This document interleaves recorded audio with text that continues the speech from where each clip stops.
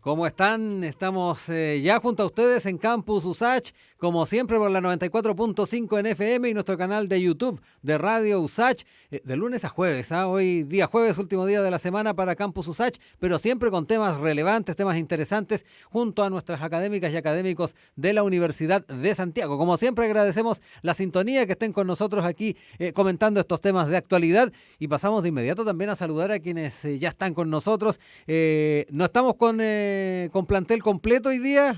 Rodrigo Martín ahí tenía un compromiso de carácter médico, no pudo estar con nosotros hoy día, pero ya estará la próxima semana. Pero sí se encuentran ahí conectados y listos Marcela Vera y Mario Sobarzo, a quienes saludamos de inmediato después de este receso que tuvimos de programa, pero que tenemos muchas ganas de conversar de tantas cosas que están pasando en nuestro país y que ya se están llevando adelante esta semana. ¿Cómo están, Marcela, Mario? Como siempre, bienvenidos al programa. Hola, ¿qué tal a todos? ¿Cómo Marcela. están? Hola Rodrigo, hola Marcela, hola Daniel, hola Mauro, que está ahí en los controles, así que Sí. los aprovechamos de saludar también. Ahí recién también me están diciendo que les dejáramos ahí saludos el equipo de Mauricio Muñoz y Daniel Cuevas, que permiten también que salga al aire este espacio. Oigan, por fin ya la convención está sesionando, tuvimos la instalación del día domingo, que no estuvo exento ahí de dificultades, lo que ocurrió también en el exterior del ex Congreso Nacional. Felizmente se pudo entonces establecer o llevar adelante esta instalación y también para que empezaran las sesiones tuvo que pasar hartas cosas, no estaban funcionando los elementos electrónicos, técnicos, también todo lo que tiene que ver con, por ejemplo, los sistemas de seguridad sanitaria dentro de lo que es el ex Congreso Nacional para que operara el primer día de la sesión de la convención, pero finalmente ayer se pudieron solucionar esos problemas y ya hoy día también se realizó esta segunda sesión. Ya podemos decir que la convención está trabajando, va a empezar, me imagino, dentro de poco a operar para buscar realizar el llamado reglamento, pero también se han ido poniendo cosas sobre la palestra que ya vamos a estar conversando, entre ellas esta declaración respecto a los presos del estallido. Pero quiero partir de inmediato haciendo tal vez un análisis un poco más global de lo que han sido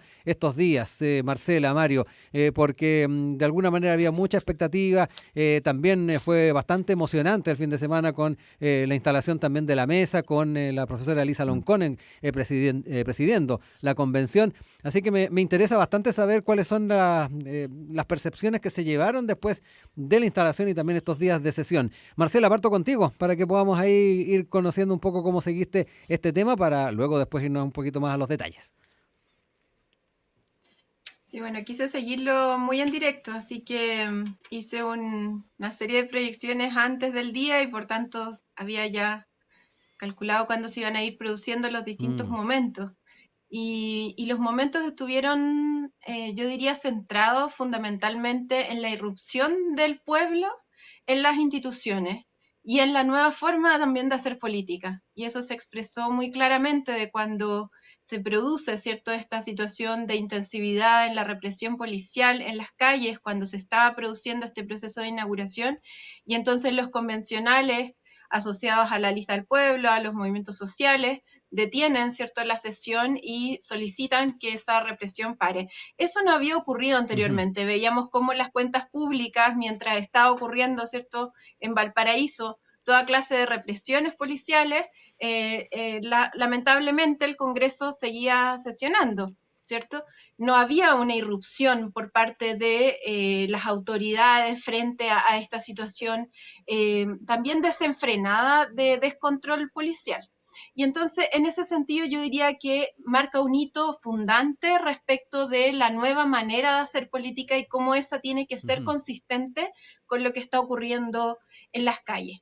Por otra parte, bueno, Elisa Loncón lejos se tomó la tribuna, ¿cierto?, de todo el día y va a marcar, por supuesto, la irrupción también de los pueblos originarios, ancestrales de nuestro país y del mundo en los procesos constituyentes, porque también mirando, ¿cierto?, cómo se ha producido a lo largo de la historia las convenciones constituyentes, las asambleas constituyentes en particular, No han habido asambleas constituyentes paritarias y por tanto es la primera mujer en la historia del mundo que preside una asamblea constituyente, además paritaria. Entonces, el símbolo que encarna más allá de su persona, ¿cierto? Más allá de su historia, de sus raíces, de su afiliación política, más allá de eso, el símbolo que significa que una mujer y además mapuche ingrese, ¿cierto?, a presidir entonces esta convención constituyente, entonces abre la puerta no solo para los pueblos en Chile, sino que también para los pueblos del mundo.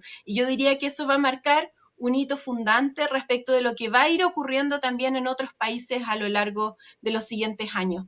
Vamos a recordar este programa y vamos a poder decir, ¿se acuerdan en aquella oportunidad cuando lo planteamos? Esto va a ser así porque Chile tiene esa característica precisamente de ir instalando como semillas que van floreciendo, ¿cierto?, en distintas partes del mundo, para bien o para mal. Y en este caso va a ser para bien.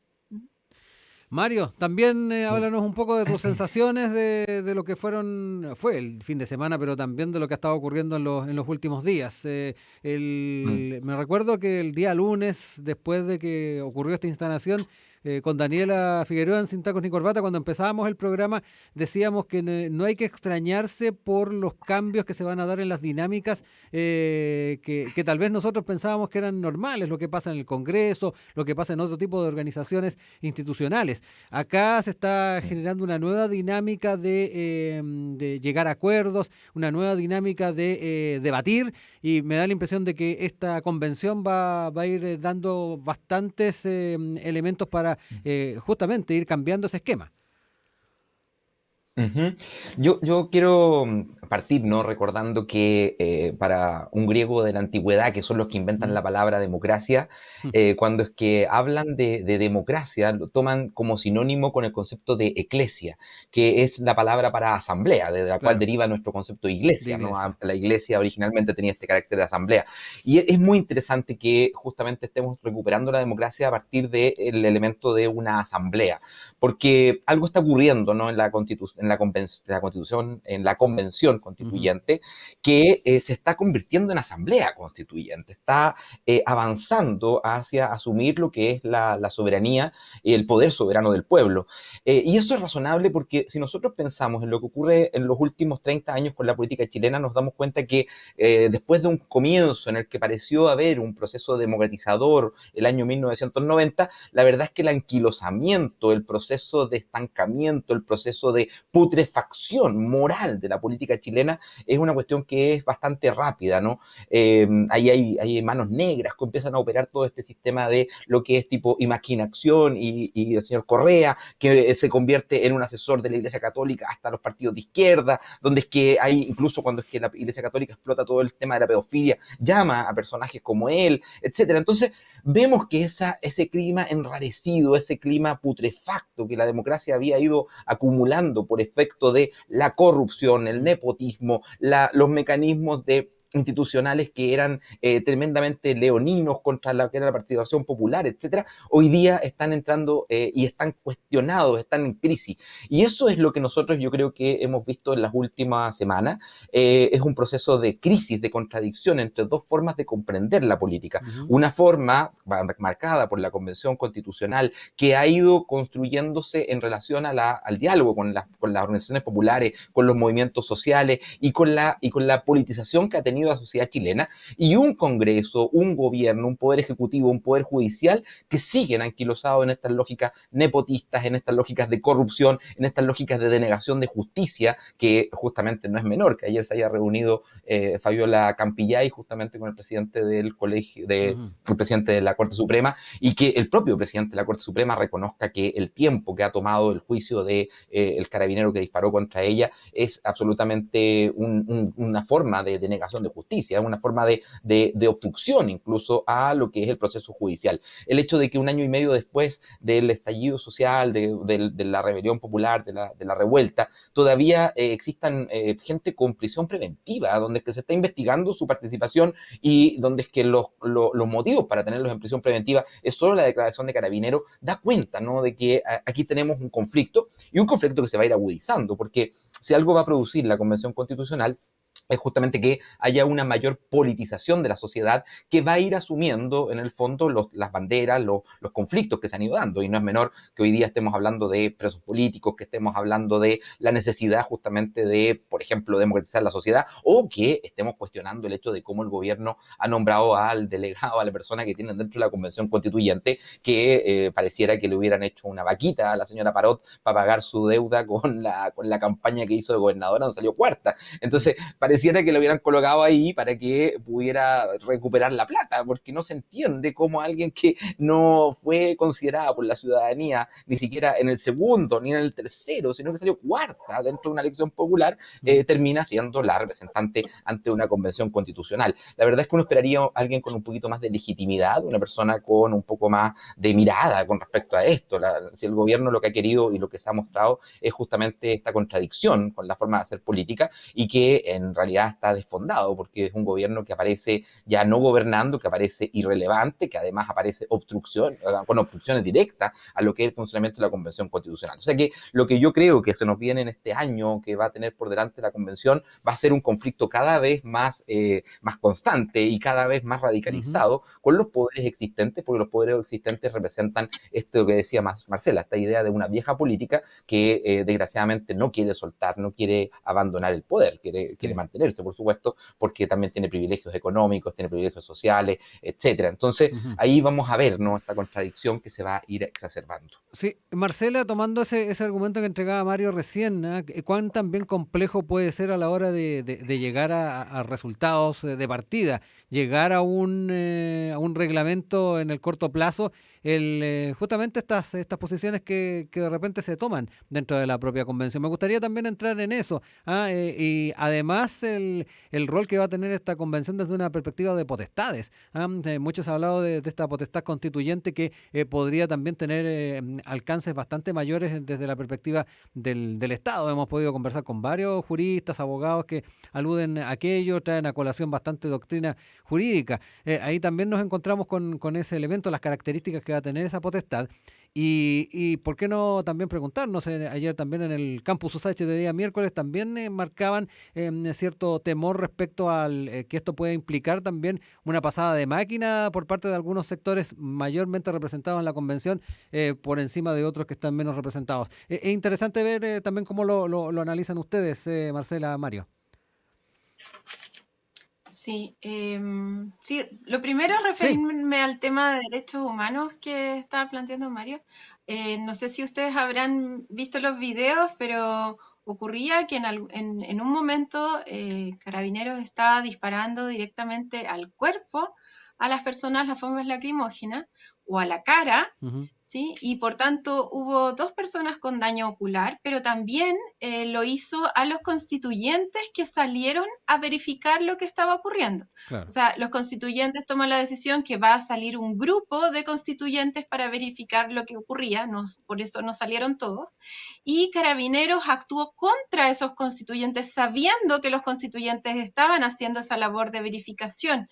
Entonces, los videos eran muy gráficos porque el carro lanzaguas y al mismo tiempo las lacrimógenas estaban siendo directamente disparados a los constituyentes, en particular a Rodrigo Rojas y a Alondra Carrillo y al equipo de ambos. Entonces, ese tipo de instancias da para dar cuenta, ¿cierto?, no solo del descontrol policial que está ocurriendo por una decisión política, ¿cierto?, pero también da cuenta, ¿cierto?, de lo que hay que finalmente trabajar como sociedad para superar este tipo de situaciones. No es posible que frente a una celebración tan grande que estaba teniendo la ciudadanía, ¿cierto?, ocurriera este tipo de hechos solo por el mal manejo de la policía y del gobierno respecto de el movimiento social. Si uno mira en comparación con otros países, lo que ocurre es que normalmente hay una brigada legitimada de derechos humanos que hace de barrera entre, ¿cierto?, en la institución o lo que sea que esté ocurriendo, ¿cierto?, y la movilización. Entonces, quien media eso no es la policía, porque si media eso las fuerzas especiales, por supuesto eso es como poner benzina a la calle, ¿cierto? Entonces, obviamente, se va a generar una situación de malestar social cada vez mayor. Hubo un error, yo diría, muy profundo respecto de ese manejo, que va a tener que ser necesariamente también parte de los mecanismos que va a tener que asumir esta convención constituyente respecto de la reformulación que se requiere en el caso de las policías. Respecto del tema reglamentario, mira, yo creo que hay varias propuestas que ya se han trabajado durante muchos meses por parte de las asambleas, de los movimientos sociales, de los partidos, y por tanto, digamos, la posibilidad de llegar a un acuerdo respecto de la redacción misma, tanto del reglamento como del texto mismo de la Constitución, no debiese ser algo conflictivo respecto de la construcción más bien técnica o propositiva. ¿Dónde va a estar el acento? Precisamente en la siguiente pregunta que tú ponías, que tenía que ver con, finalmente, cómo se van a articular los sectores para que puedan avanzar propuestas más, digamos, transformadoras. Y en ese sentido, la labor de ciertos sectores fundamentalmente independientes va a ser fundamental para que este proceso de acuerdo en torno a las transformaciones se produzca. Y por último, me parece que es muy importante también hacer una lectura de cómo quedó configurada la mesa. Es una propuesta que es fundamentalmente encabezada por lo que uno podría entender como la oposición institucional. No obstante, incorporan ciertos sujetos que tienen que ver con este andamiaje más simbólico. Entonces, por supuesto, eso también va a ser algo que va a tener que tomar la ciudadanía y dotar, ¿cierto?, de un proceso activo de participación para que pueda entonces conducirse hacia un camino de transformación y de redacción de una constitución que esté a la altura, ¿cierto?, de los desafíos y de las necesidades que hoy día hay en Chile. Voy a ir a una canción, Mario. A la vuelta te reformulo la pregunta para también hablar del tema de las potestades, la forma en que se van a estar también generando estas dinámicas en la interna de la convención. Estamos en Campus USACH con Marcela Vera, con Mario Sobarzo. Vamos a escuchar la música de Moby, Porcelain, y estamos de vuelta con ustedes.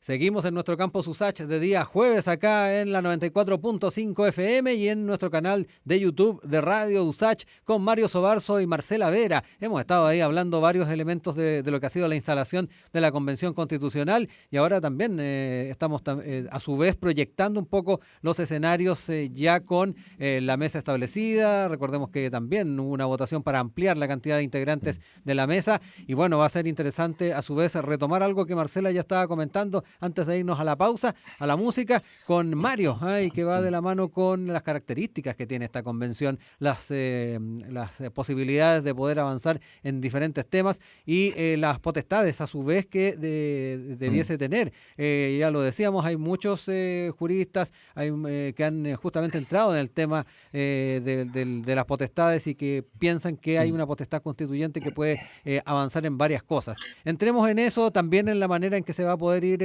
armando o generando los consensos, Mario, para poder avanzar en temas como el reglamento o en otros elementos que van a estar marcando el texto constitucional. Y no quiero dejar atrás también los temores que algunos han planteado de que esto también puede ser una pasada de máquina. Son todos temas gigantes y muy interesantes. Yo lo primero que quiero partir es por el tema de que cuando hablamos de las potestades, ¿no? Y hablamos de la discusión sobre el poder delegado, poder constituido, el poder constituyente, etcétera, nos olvidamos de que más que una discusión jurídica, lo que estamos hablando es una discusión filosófica. No es una discusión jurídica en realidad. Lo que ocurre es que lo jurídico viene a establecer, viene a institucionalizar aquello que originalmente se discute filosóficamente. El mejor ejemplo de esto, para que se entienda muy fácilmente, en el siglo XX, el nazismo no tenía una fórmula de legitimación para poder operar las transformaciones que quería hacer en Alemania. Y tomaron un libro que se llama La dictadura, que es un libro escrito por un señor que se llama Carl Schmitt, que fue cercano justamente al partido nazi, un jurista alemán muy relevante, pero fundamentalmente un filósofo del jurídico, no tanto un legista en el sentido de que escribiera leyes, sino que reflexionaba sobre los fundamentos jurídicos de esto, y él levantó la tesis de lo que es esta idea de el poder soberano, soberano, que es aquel que decide en los estados de excepción, y con eso reformuló las teorías del derecho respecto del siglo XX. Bueno, nosotros cuando nos enfrentamos a esto, quiero decir esto porque muchas veces los juristas tienden a decirnos, mira, es que tenemos que basarnos en las doctrinas existentes, en las doctrinas constituidas, que es sobre lo cual se puede avanzar. La verdad es que eso es discutible y lo podemos ver, como digo, en muchas partes. También lo muestra Tony Negri, cuando escribe ese libro que se llama justamente El Poder Constituyente, donde es que él analiza y desarrolla cómo ha venido desarrollando y ha sido comprendido a lo largo de la historia, de los diferentes sistemas democráticos, sistemas políticos, soberanos, etcétera, esa noción de poder constituyente. Y muestra de que en realidad es un debate, como digo, que no es una cuestión que la dejemos, que la osifiquemos y la convirtamos en una cuestión definitiva. Esto es una cosa que está en constante cambio. Y yo creo que hoy día las condiciones para plantearse un nuevo tipo de poder soberano y nuevas formas de funcionamiento están dadas en Chile, porque acá el proceso constituyente no partió en el acuerdo del 15 de noviembre. Por favor, dejen de decir eso de que esto fue inventado por el acuerdo del 15 de noviembre. Sí, Si no Mario. hubiera ocurrido el 18 de octubre, el 15 de noviembre nunca había existido. Sí, y eso lo han ¿Se dejado. perdió la señal?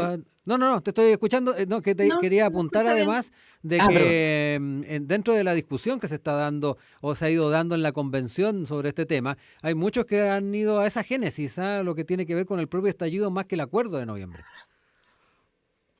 Claro, o sea, el acuerdo es la resolución que toma la clase política para poder, de alguna forma, ¿no? Hacerse cargo de estas contradicciones que se han ido generando y que en algún momento exceden la institucionalidad existente. Sí, el decir de que uno va a aceptar una constitución, además, cuando es que a 3 días de elegido el gobierno de Sebastián Piñera, de institucionalizado, el primo de Sebastián Piñera, que en ese momento era el ministro de Interior, ¿cierto? ¿Qué es lo que va a decir a Licare? Va a decir, lo que nosotros vamos a parar va a ser la constitución que dejado, o el proceso constituyente que había iniciado Bachelet. Entonces, cuando es que alguien ha dicho eso, cuando la institucionalidad, cuando el Congreso hizo la vista gorda, cuando yo no escuché a ella decir después de eso, oye, es que esto es terrible, ni mucho menos, que hoy día vengan a decir, oh, que tenemos miedo de que esto pueda terminar en una cosa horrible, discúlpenme, pero me parece un poco chanta, un poco fresco de su parte. Yo no los encuentro legítimo que ellos vengan a defender esto, menos a un tipo como Esquella, que todos los 11 de septiembre iba a celebrar el golpe de Estado y que ahora venga a hablar de que le preocupa lo que puede ocurrir. O sea, yo creo que los juristas a lo jurídico, no a las leyes ya constituidas, pero el poder constituyente no es un poder que esté establecido en las leyes, sino que es previo al sistema legislativo y en ese sentido esta convención constituyente lo que va a tener fundamentalmente que pelear, lo que va a tener que disputar es justamente el espacio de legitimidad. Eso sí que es un elemento importante. Y yo creo que hoy día la Convención Constituyente tiene muchísima más legitimidad social y política que lo que tiene el Congreso, el Poder Ejecutivo, las Fuerzas Armadas, Carabineros, etcétera. O sea, creo que hoy día el Poder Constituyente está radicado en la institución que corresponde. Pero ojo, porque eso no es una cuestión que sea a priori que vaya a durar para siempre. Depende de las acciones que tomen. Y creo que lo que está haciendo la Convención en este momento de hacer una declaración por los presos de políticos hoy día existentes, de empezar a instalar el tema de la plurinacionalidad, a instalar conceptos, es central, porque eso es lo que va efectivamente a legitimarlo ante la sociedad de un país que además ya está aburrido de la impunidad, está aburrido del abuso. Ayer nuevamente nos volvimos a enterar de que alguien que tiene poder se vacuna una tercera dosis, que nadie más lo puede hacer en Chile.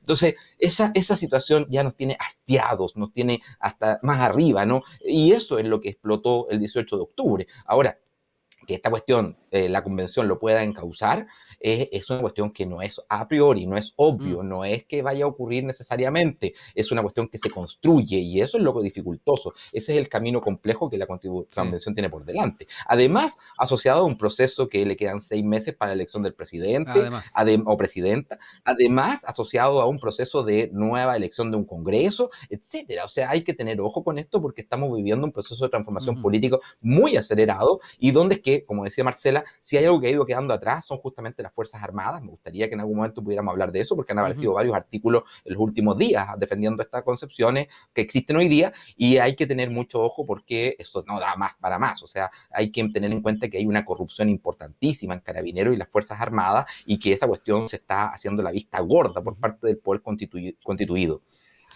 Marcela, te vuelvo a dar la palabra y quería también traer a colación algo que conversábamos en nuestros programas con el abogado de la Defensoría, digo, Popular, Lorenzo Morales. Él lleva varias causas en el contexto del estallido social y a la hora de hablar de esta declaración que se ha estado comentando, se ha estado también dialogando y debatiendo por los convencionales, él aludía a doctrina y traía, por ejemplo, a colación lo que señala en sus publicaciones Francisco Cumplido, ex ministro de Justicia, abogado constitucionalista.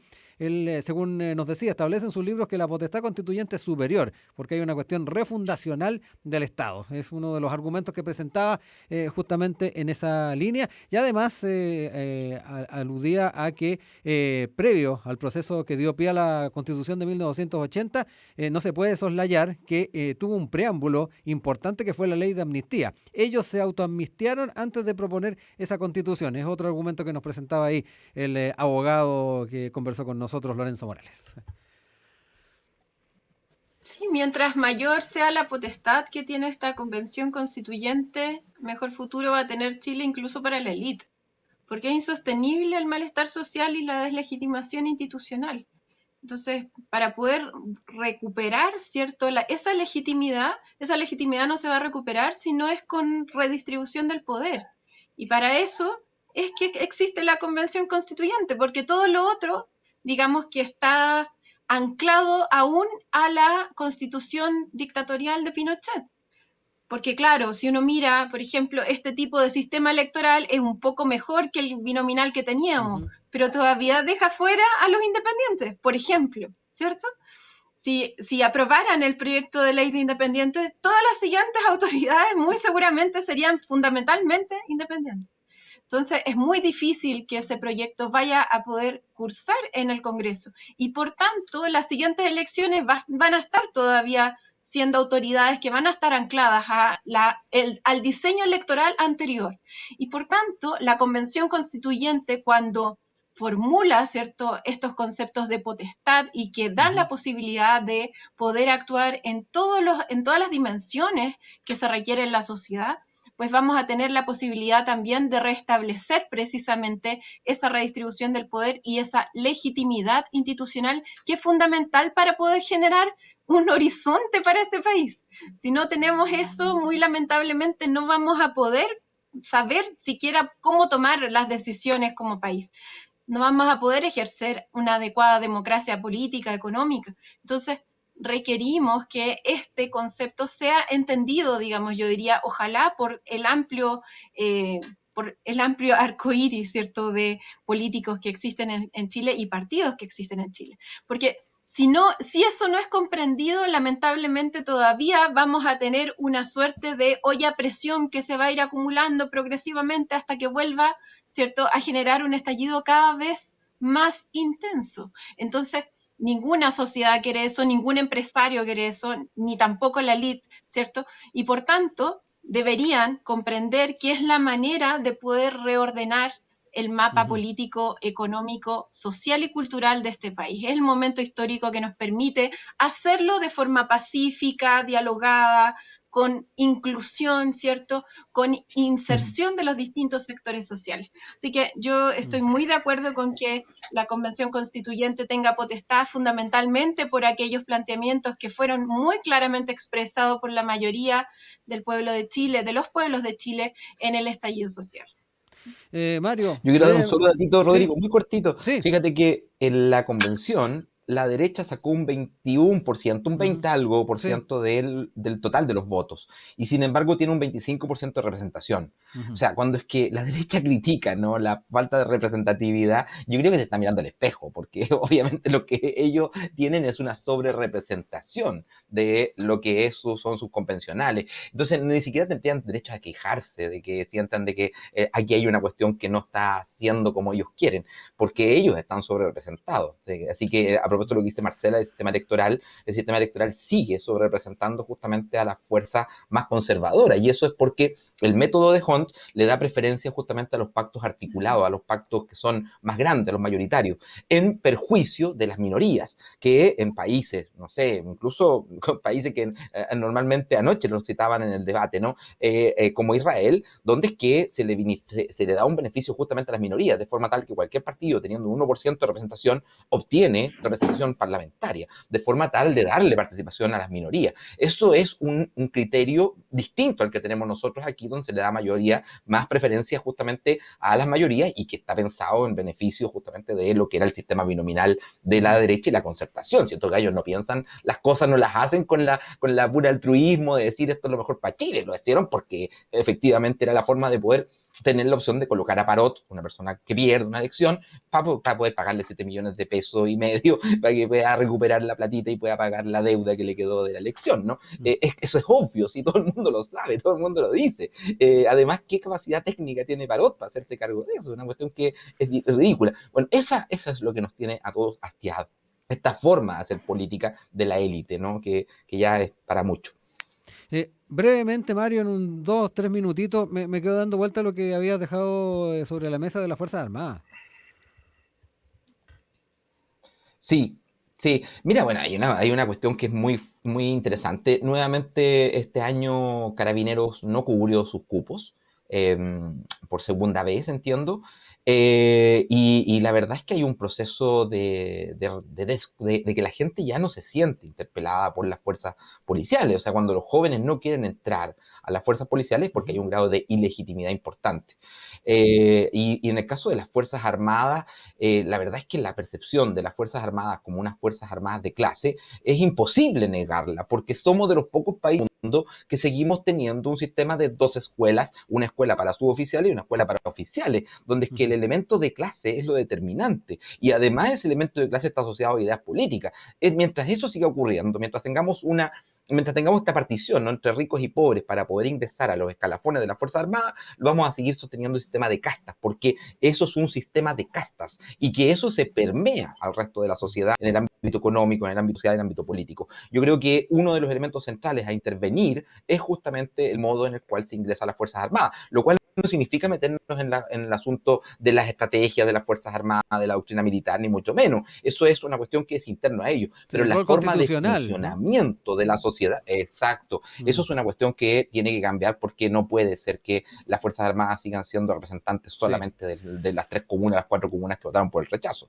Eso no es sostenible en el tiempo, tampoco a nivel de la seguridad como país, ¿no? Es parte de la seguridad que tenemos que garantizarle a la sociedad y al país. Sí. Mario, Marcela, Marcelo, te voy a dar tiempo también para, si es que quieres entrar en el tema que recién hablaba de Fuerzas Armadas, Mario, y también su rol constitucional mirando al futuro. Antes voy a invitarlos también a escuchar un poco de música. Estamos en Campus USACH. Vamos a ir con Los Tres en la música, cerrar y abrir.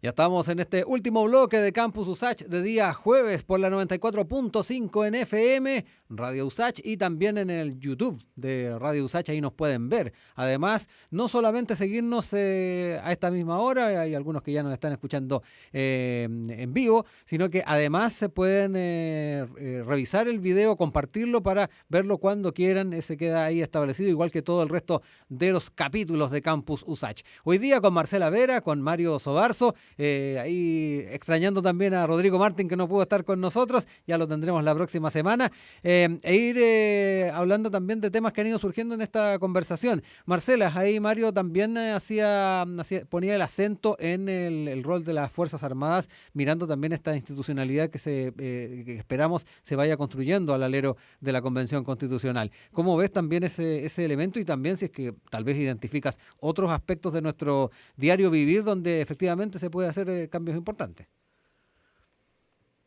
Sí, en un trabajo que yo tenía mucho antes de trabajar en la universidad, estuve trabajando en el Ministerio Interior en el equipo de estudios y nos tocó hacer una evaluación de plan cuadrante. Entonces era como una especie de ente fiscalizador a Carabineros. Entonces conocí bastante la institución, bastante, porque tuvieron que mostrarme, digamos, Claro. todo lo que estaba ocurriendo frente a, en particular, esa evaluación que estaba haciendo el gobierno. Y me di cuenta que estoy muy de acuerdo con lo que planteaba Mario. Yo creo que precisamente el problema de las Fuerzas Armadas y que no están representando finalmente los intereses de la ciudadanía, de los pueblos de Chile, guarda relación con un proceso de elitización, ¿cierto? Que solo llegan a los escalafones más altos aquellos finalmente que están en ese círculo de poder, porque no es solo que tengan dinero o que tengan una trayectoria, ¿cierto? Sino que además tienen que estar en ese círculo de poder que les permite llegar a los cargos más altos. Pero también guarda relación con un problema de gobernabilidad. Han existido gobiernos que les han permitido toda clase, digamos, sin límite de ejercicio policial, con además un sinnúmero de faltas de ineficiencia, producto de los déficits de información, pero también de la excesiva mala ocupación de la dotación policial. Entonces, si uno tiene esa mirada crítica también hacia los gobiernos, se da cuenta que ahí no solo hay que reformular el pensamiento al interior mismo de las Fuerzas Armadas y los procesos de formación y de ingreso, ¿cierto?, a los escalafones más altos de la jerarquía, sino que también tiene que existir un proceso de reformulación de que la autoridad tiene que ser la autoridad de gobierno y no al revés. Entonces, ese tipo de cuestiones son centrales para poder generar una policía con un sentido comunitario, que es lo que yo diría que falta enormemente en este país. Es el gran problema que hoy día tenemos en que la policía, hay muy pocos policías, por ejemplo, en el estallido social, que dijeron, yo no me voy a prestar para hacer esta labor de represión o de violencia o de exceso de uso de la violencia. Muy pocos. Y eso es un problema también de cómo se está diseñando entonces la formación, ¿cierto?, de las Fuerzas Armadas y de orden. Es un problema que tiene que abarcarse desde distintos ámbitos y se va a requerir aquellos elementos, aquellas personas que quieran realmente reformular el nivel de comprensión de la institucionalidad respecto de la cultura que tiene la policía para el servicio de la sociedad y no al revés, no para servirse de la sociedad, como lamentablemente ha ocurrido con tantos hechos de corrupción que cada día vamos conociendo, ¿cierto? Porque además hay un entramado terrible que existe entre el narcotráfico, ¿cierto?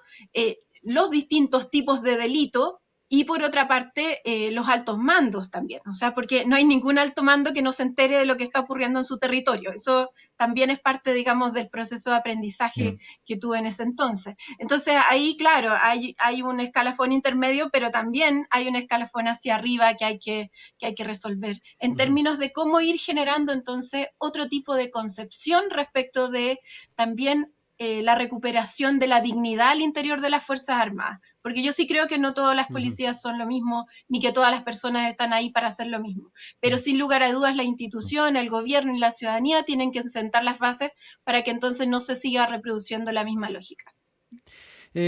Mario, en algún momento también al principio del programa Marcela se refirió al rol que tienen los observadores de derechos humanos y en ese sentido también a la hora de pensar en ese Chile que queremos construir es un tema no menor las instituciones que efectivamente van a resguardar el cumplimiento, el que no se violen los derechos humanos en nuestro país. El día de hoy hubo una toma de estudiantes de la ACES, también familiares de presos del estallido, también quienes familiares de quienes han perdido su visión en el marco de las distintas manifestaciones, poniendo también a su vez el acento en el rol del Instituto Nacional de Derechos Humanos, que no ha estado exento de críticas también en el último tiempo.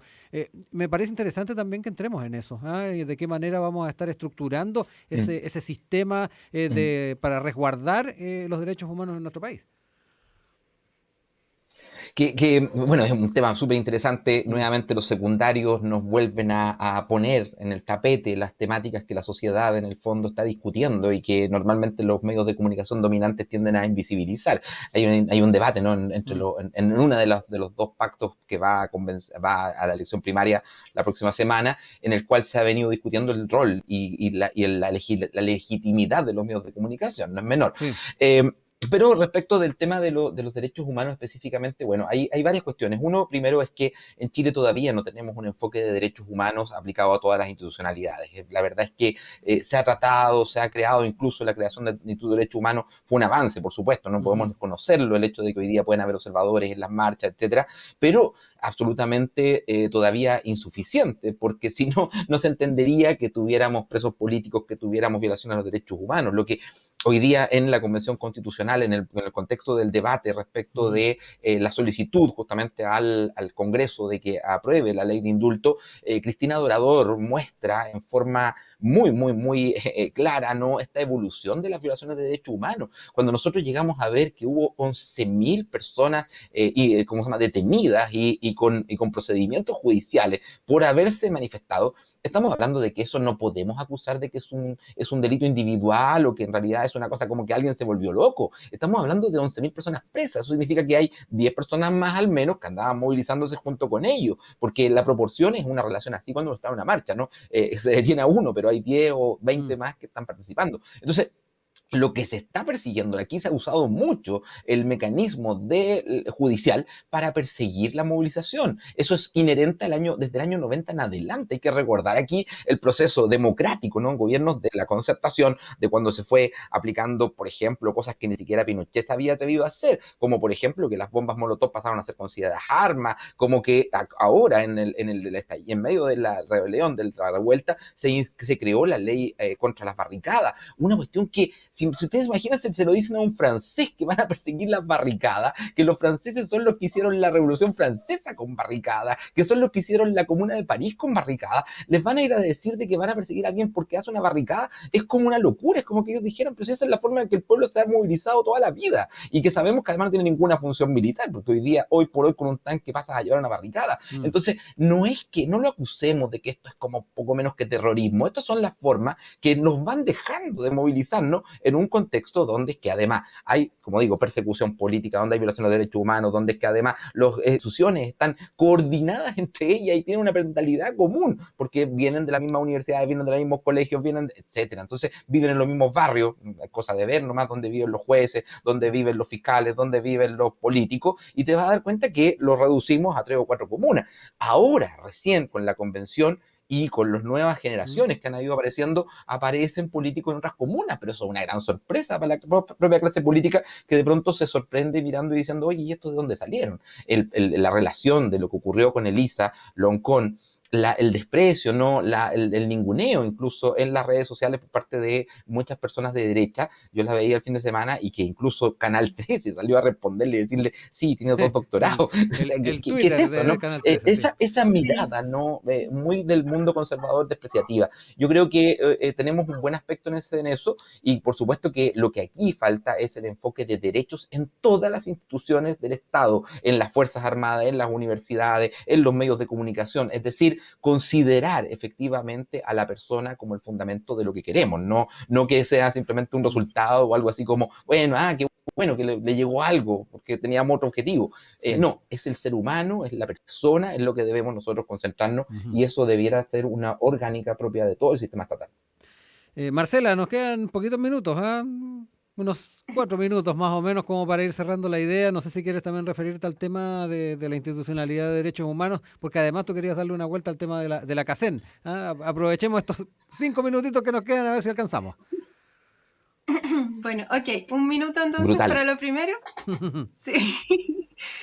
Sí, el contexto de que se estén tomando los secundarios, el INDH da cuenta del déficit en la labor del INDH. Hace un rato yo comentaba, ¿cierto?, cómo la fuerza policial impedía que los constituyentes que habían salido a la calle a defender a las personas, ¿cierto?, y a verificar lo que estaba ocurriendo, pudieran reingresar a entonces el Congreso, el ex Congreso, y eso da cuenta de que la fuerza policial estaba impidiéndole a esos constituyentes que retomaran la posibilidad de entrar, ¿cierto?, finalmente a poder tomar el cargo. Entonces ahí había una obstrucción significativa y el INDH no dijo nada, absolutamente nada. Hubo un herido constituyente y el INDH no dijo nada en este contexto. Entonces, eso habla de una falencia estructural que tiene que ser resuelta no solo con la remoción del director, sino que, por supuesto, un cambio en la política y en la cultura que está al interior en la idea que planteaba Mario del enfoque derecho. Y ahora, para referirme a la CACEN muy brevemente, sí, a mí me llamaron, bueno, varias cosas la atención respecto de la CACEN. Lo primero es que se cambiaron las fechas de la aplicación, tenía que ser en el 2019 y fue aplicada entre octubre del año pasado y febrero, que es el periodo, entre comillas, de como bonanza que tuvimos, ¿cierto?, en este contexto pandémico. Por tanto, ahí hay un sesgo evidente, ¿cierto? Lo segundo es que pasa de ser una encuesta presencial a una encuesta telefónica, y ahí también hay un sesgo, hay un déficit en los datos que te entregas cuando pasas a una encuesta telefónica. Por otra parte, incluyeron, ¿cierto?, los beneficios sociales. Por tanto, ahí también, digamos, está desconociendo la realidad concreta que están viviendo las familias. Y por último, yo quiero destacar un número que no ha sido mencionado por la prensa y que a mí me llama mucho la atención, que no haya sido todavía cubierto, que guarda relación con los pobres extremos. Los pobres extremos aumentaron 50%. 50%. Entonces, claro, la cifra general se plantea en un aumento del 10%, pero cuando uno hace el análisis ya más fino, porque la cifra general de pobreza son pobres extremos y no extremos, cuando hace el análisis con Zoom, ¿cierto?, te das cuenta que la pobreza extrema aumentó un 50%. Y eso da cuenta, por supuesto, de la realidad que está ocurriendo, ya con un indicador que sabemos que es sesgado, o sea, que sabemos que está, digamos, con una serie de maquillajes que describía al inicio. Bueno, Marcela, Mario, se nos pasó volando el tiempo. Nosotros, como siempre, queremos agradecer que estén siempre con nosotros acá en el Campus USACH de día jueves. Le mandamos ahí un saludo también a Rodrigo Martín, que ya pueda estar nuevamente con nosotros la próxima semana para seguir tratando estos temas. Vamos a estar a puertas de la primaria, vamos a tener ya con varias sesiones de la convención ya realizadas, así que va a haber hartas cosas que comentar. Que estén muy bien, como siempre, agradecidos. Gracias, Un abrazo Rodrigo. a todo el equipo. Bueno, y no olvidar que esta semana murió Luisa Toledo, así que sí, un además, saludo también a su familia y que es algo muy doloroso, ¿no?, que no haya habido justicia en su caso. Que estén muy bien. Nos reencontramos la próxima semana. Muchas gracias, Rodrigo, y saludos a Daniel.